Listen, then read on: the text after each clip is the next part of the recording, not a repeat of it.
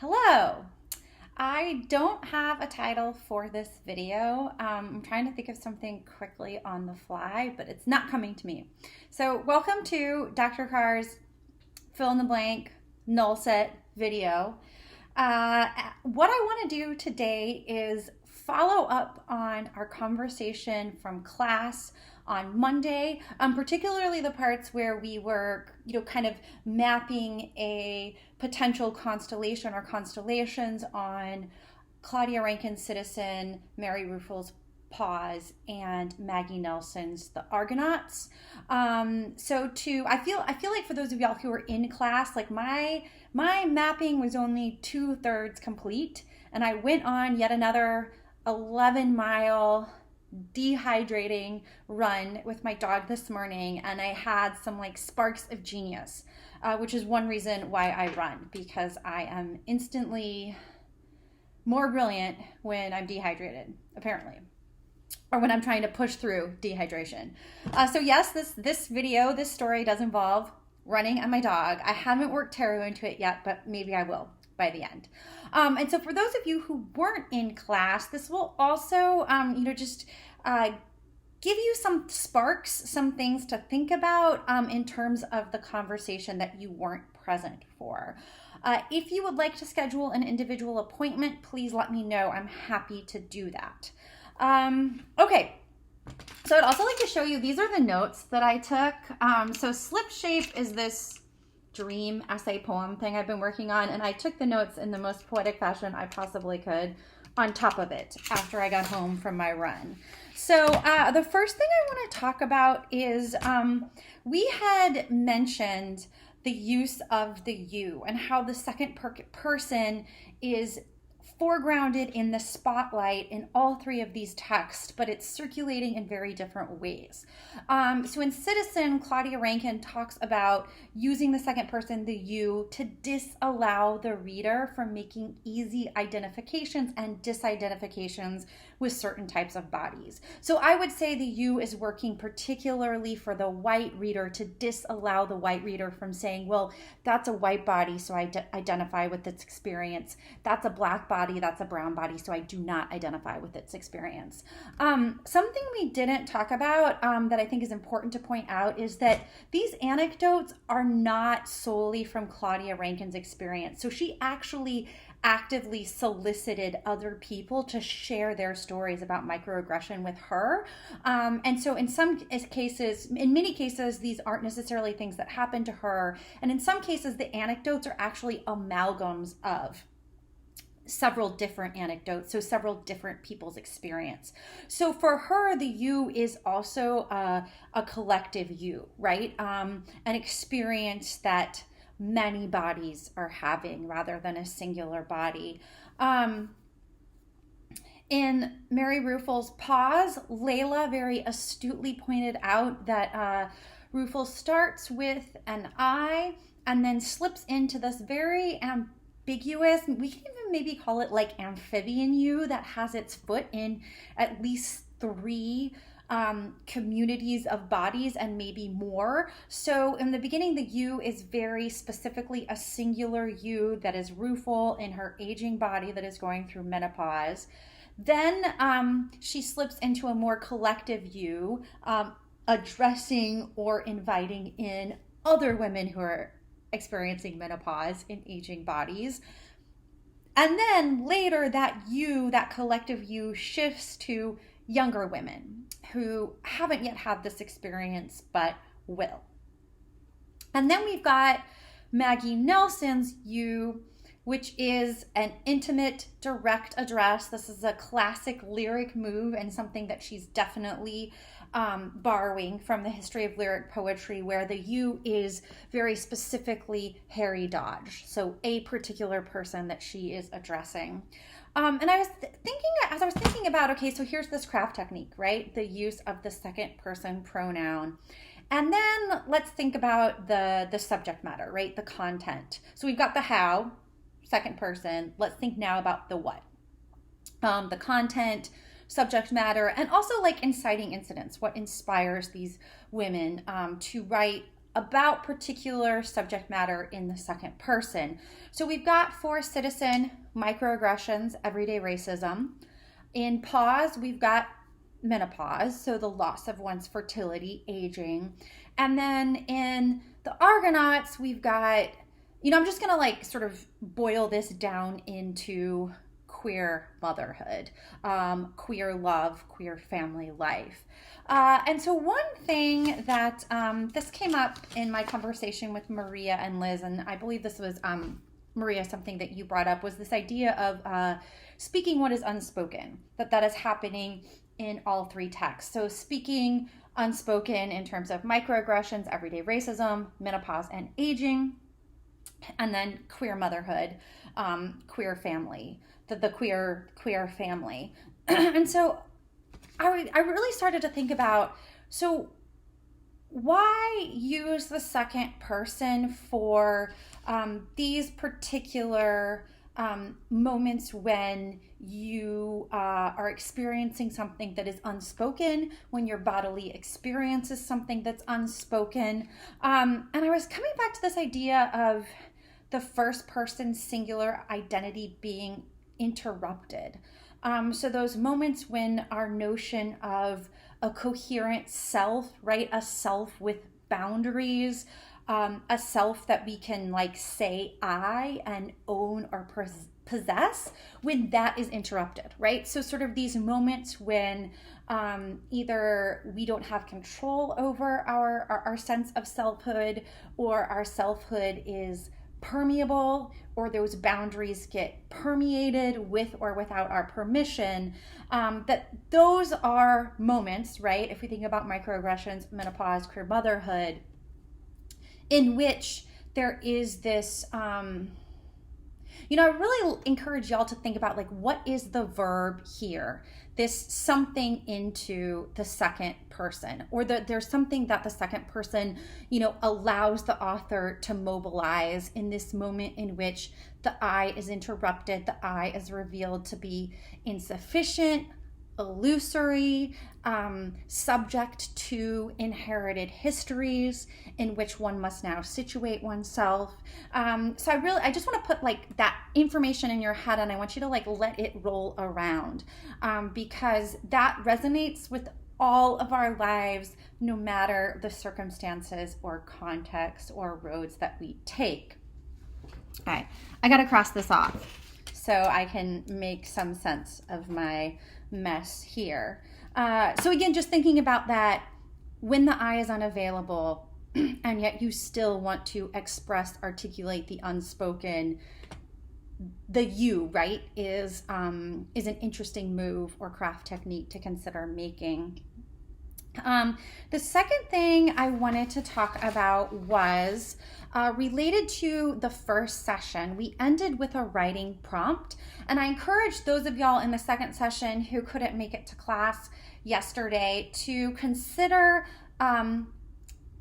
completing this prompt or doing this prompt, right? Just like it's a gift that I'm sharing with you. I'm not requiring you to do it, but I'm gifting it to you because I think it's a valuable prompt for this moment, and also more generally to your growth as writers. So the first prompt was, anger is an emotion produced by fear. There are no exceptions. Fear is produced by loss or the threat of loss, imagined or real. And then the second quote was, you begin to think, maybe erroneously, that this other kind of anger is really a type of knowledge, the type that both clarifies and disappoints. It responds to insult and attempted erasure simply by asserting presence, and the energy required to present, to react, to assert is accompanied by visceral disappointment.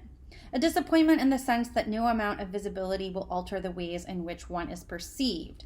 And so when I gave you these prompts, I intentionally did not associate them with a particular author or a particular text.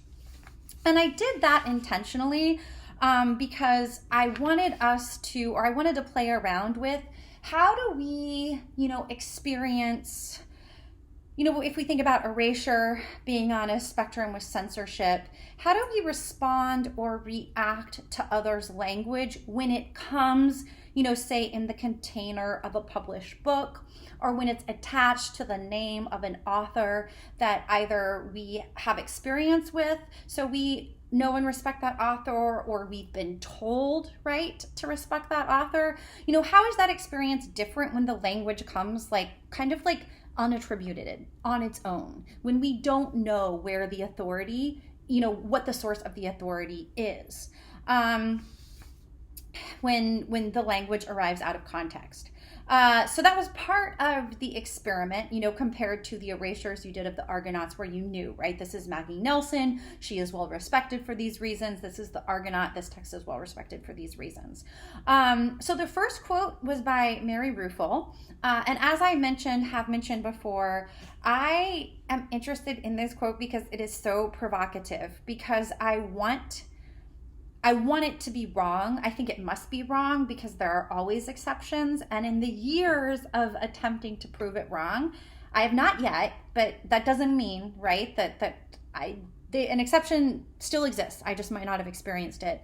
But in that when I felt angry, and I've come back to this, so I'm like, okay, how is this anger related to fear? And how is that fear related to loss? Every time I can connect the anger to fear and the fear to loss.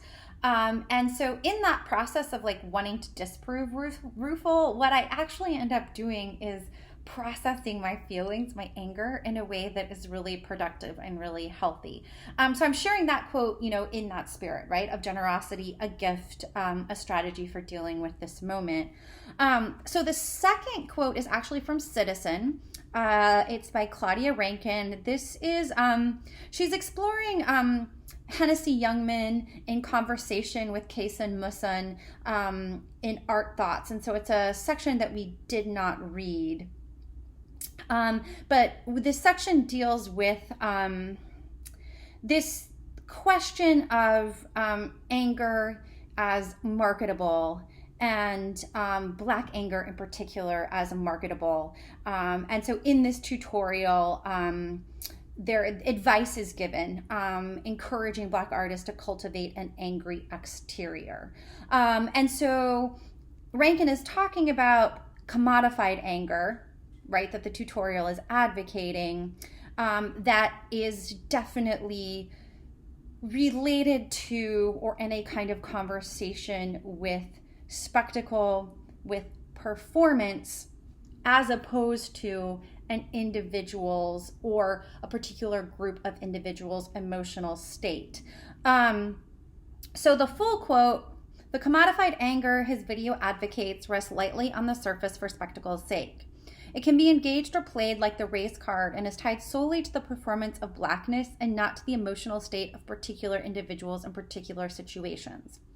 On the bridge between this sellable anger and the artist resides at times an actual anger. The anger built up through experience and the quotidian struggles against dehumanization every brown or Black person lives simply because of skin color.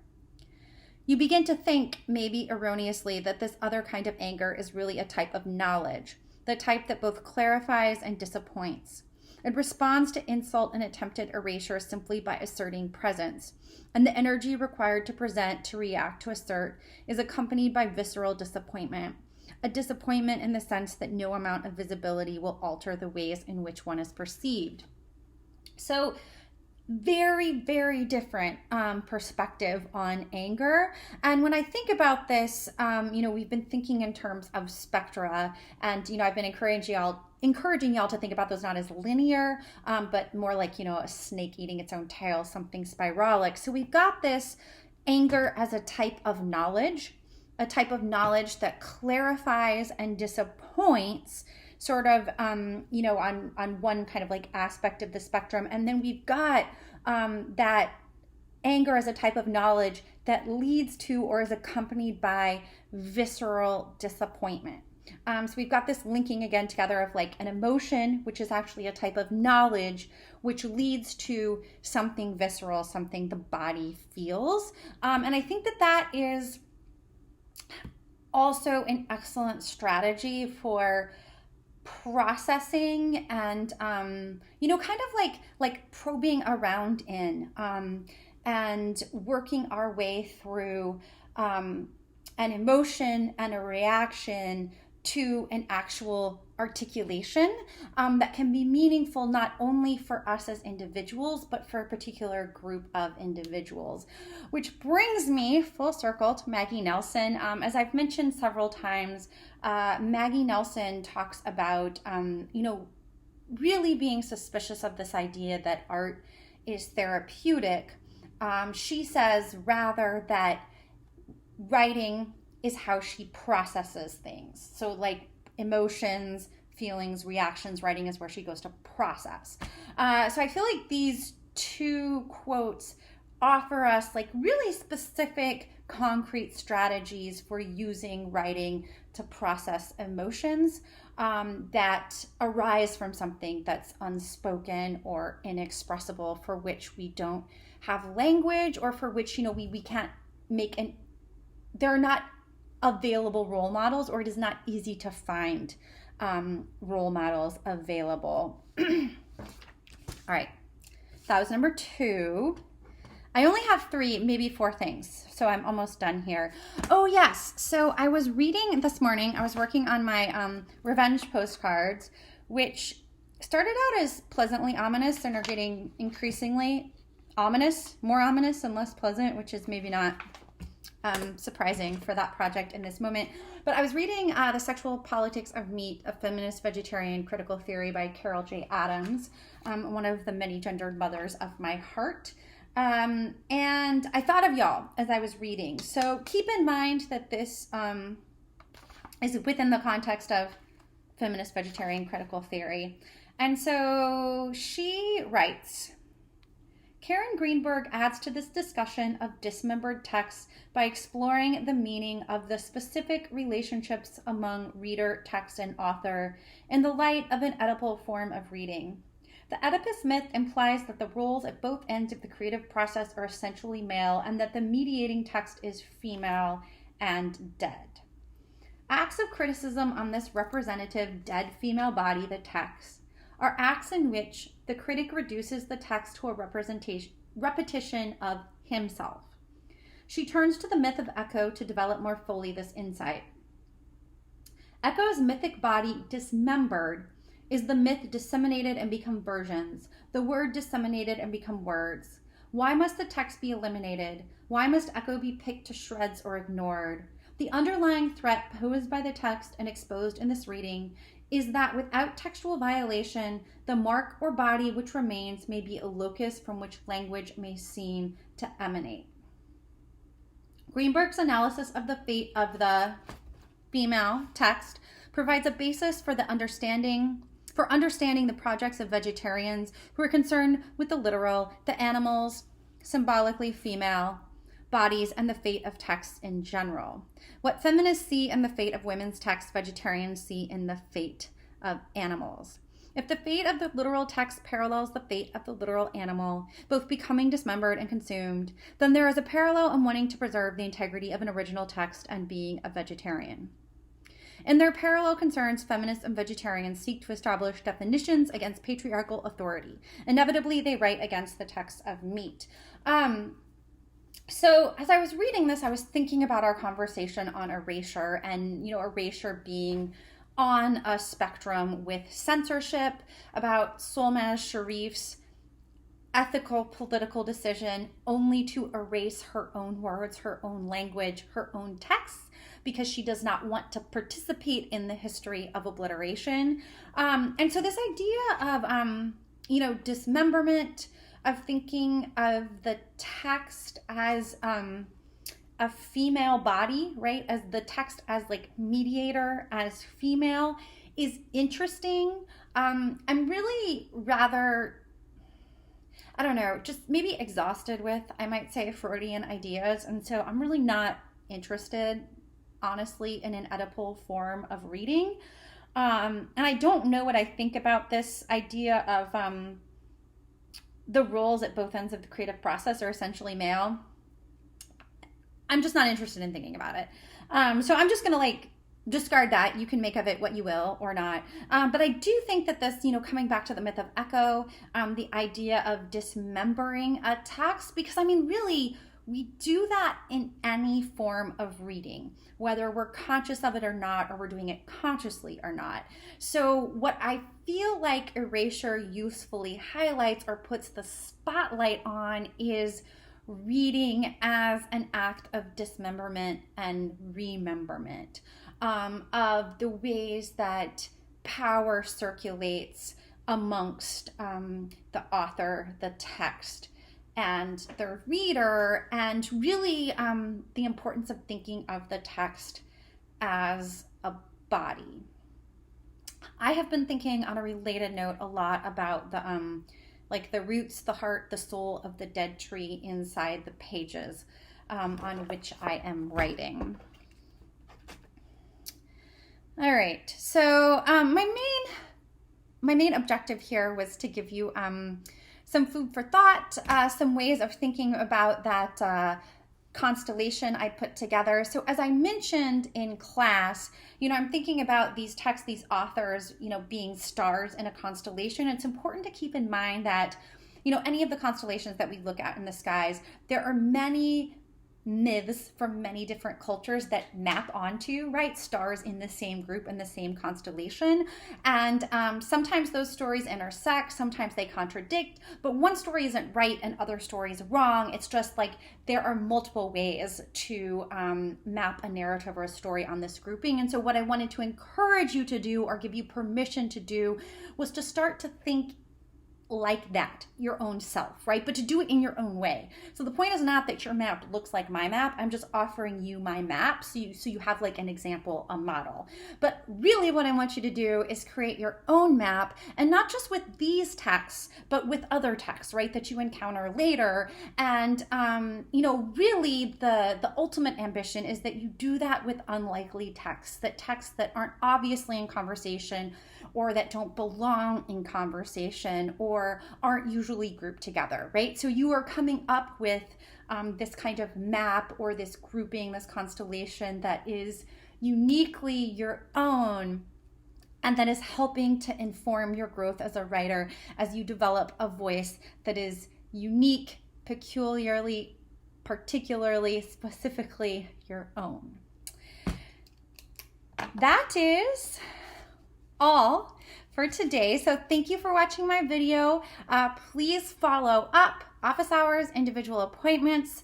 Dr. Vyas and I will be holding Madness, Rack, and Rosemary, a Poetics of the Radical Imaginary from 4 to 5:30 this Tuesday and next Tuesday, particularly if you're bereft during reading week or baccalaureate days, whatever we call it here, and you're missing the serious whimsy, you want to touch base with some poets, we'd love for you to join us. All right, y'all, that's all for now, or at least until I go on another 11-mile run.